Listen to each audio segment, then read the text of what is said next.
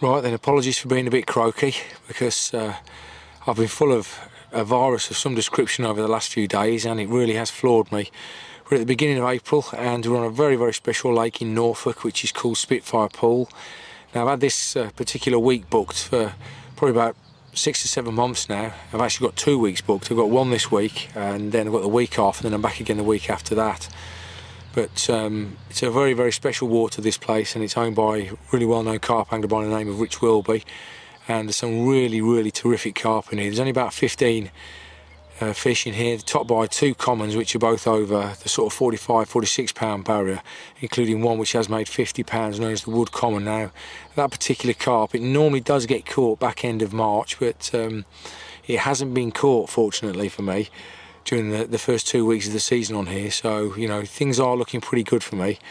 When you book the lake you get 6 days. Rich doesn't allow you to fish on a Sunday night, but unfortunately I've only got 5 days because I was late getting here because of this virus. It did knock me about a bit, and I'm not feeling particularly good at the moment anyway. But you know, when you've booked a lake and you're so looking forward to getting down here, something in the back of your mind tells you need to be down there. So even though I'm croaking away and my guts are rumbling a bit, I'm here, and I'm very, very happy as well because I've walked around a couple of times and seen probably most of the stock, and most of those fish, of which there's about 15 carp, are all sat out in the middle, just sort of sunning themselves below the surface on top of the weed. Now I'll take a look at the lake and some of the swims in due course, but what I want to do first of all is just sort of show you the rods that I've got out and the spots that I'm fishing to.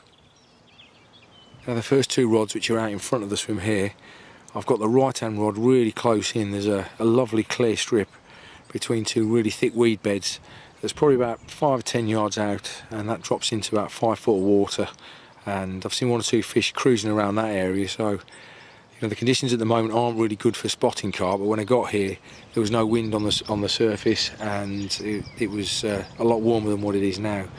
But that rod looks really good. And then the left hand rod is out in the middle of the lake where I've sort of cast to where I've seen the majority of the fish. There's a nice little plateau out there which is only about 2.5–3 foot deep, judging by the way that the lead went down and donked. So that looks a decent spot as well. And then the right hand rod, which is over here, this is in this bay known as No Carp Bay. So you know, let's hope that that's a little bit ominous for me. But No Carp Bay has got a lovely sort of clear area which you might just be able to see at about 15–20 yards range out there, which is about 2.5–3 foot deep. I've seen a few fish cruising in and out over that area there, so that's where I've dropped that rod. But you know, when you're on a water like this, which is very, very small, as you can see, it's only about 1.5–2 acres in size. The key really isn't necessarily just the spots.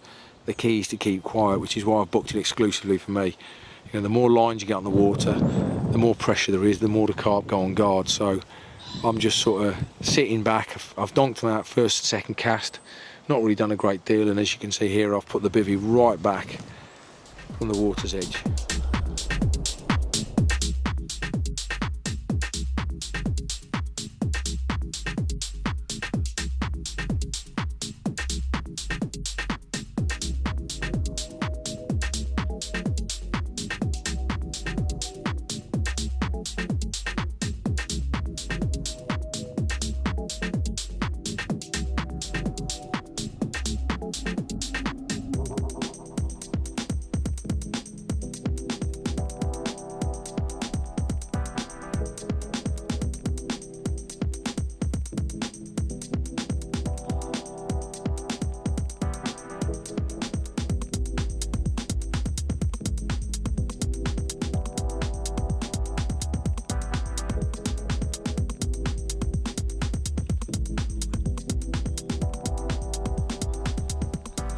Well, I've been here probably, I don't know, got the rods out for about 20 minutes, something like that, and I've managed to get one already. So that is a great start, absolutely great start. First day and one in the net, brilliant. Hey, there you go, a bit croaky. First day, and can't believe it really, because the rods had only been out for about half an hour, 45 minutes, and one of them absolutely melted off, and great fight amongst the weed, and this absolute beauty has come along. So first day, first carp. Let's hope there's more to follow.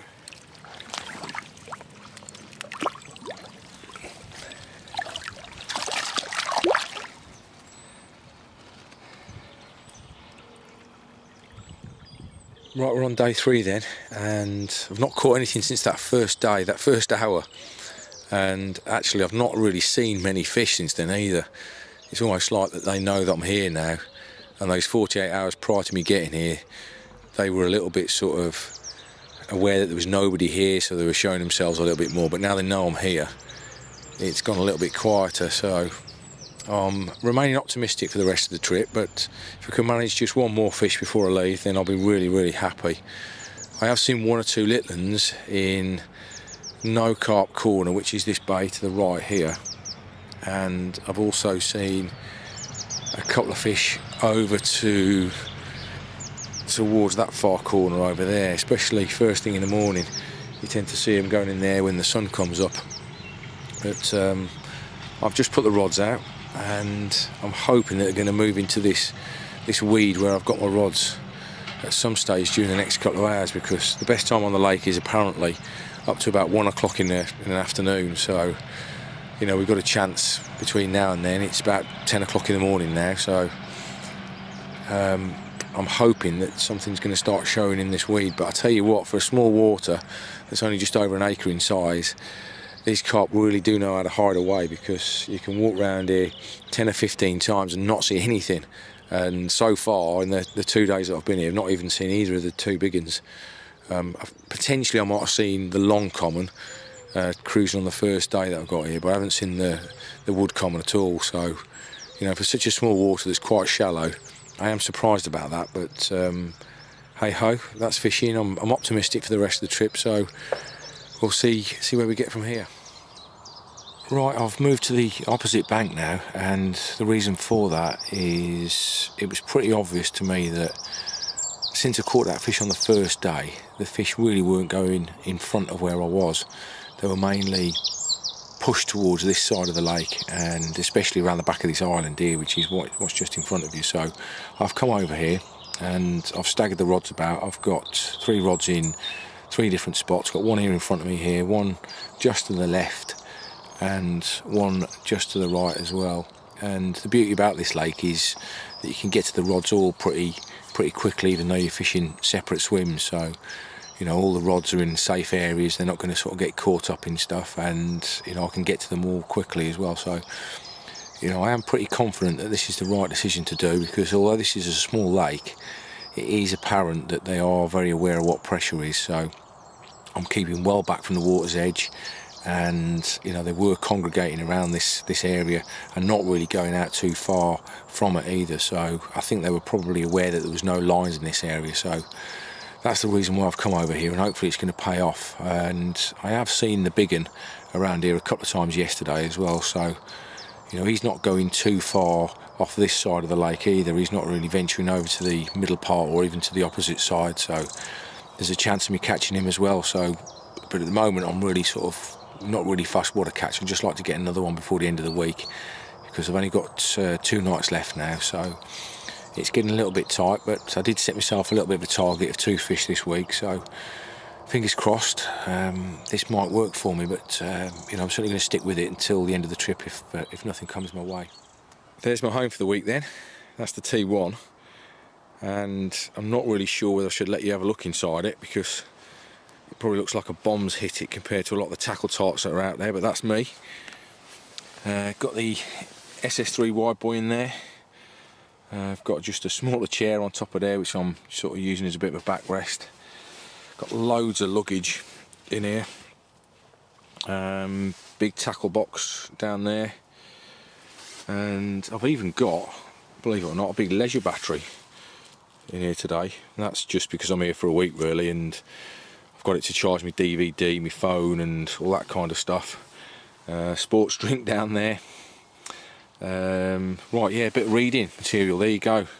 I'm not into that sort of fiction type stuff really. I don't like any of these reality TV programs. I like real stuff, proper things that's going on, and this is a book that is about a proper war veteran, Beyond Band of Brothers. So if you've ever watched the Band of Brothers TV series, this is about Major Dick Winters. This is his memoirs.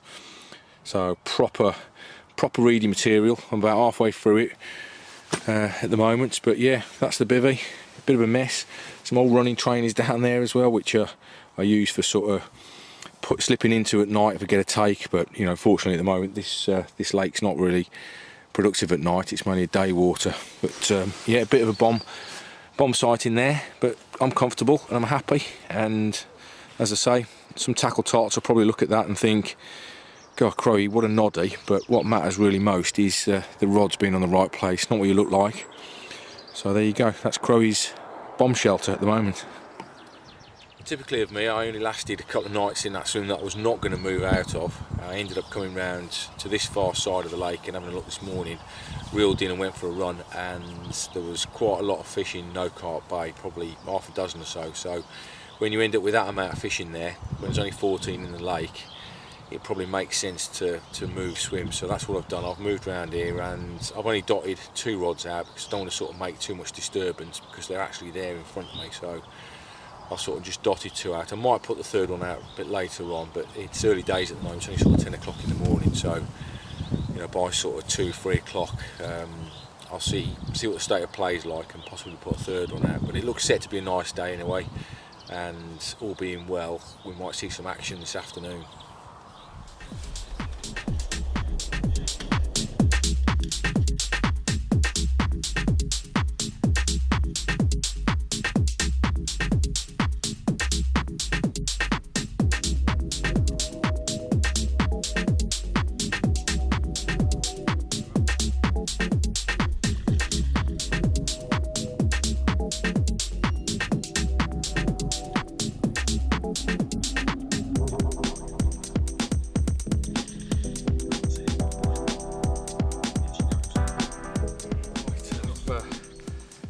Moved swim this morning, saw a load of fish over this side of the lake, and they really were sort of looking a little bit different in attitude compared to they were yesterday. They looked like they were up for a bit of food. So shifted over to here and got 2 rods out quite quickly. Didn't put a 3rd one out for quite a while, and then I started noticing more and more of the fish were coming into the area, and just had me dinner.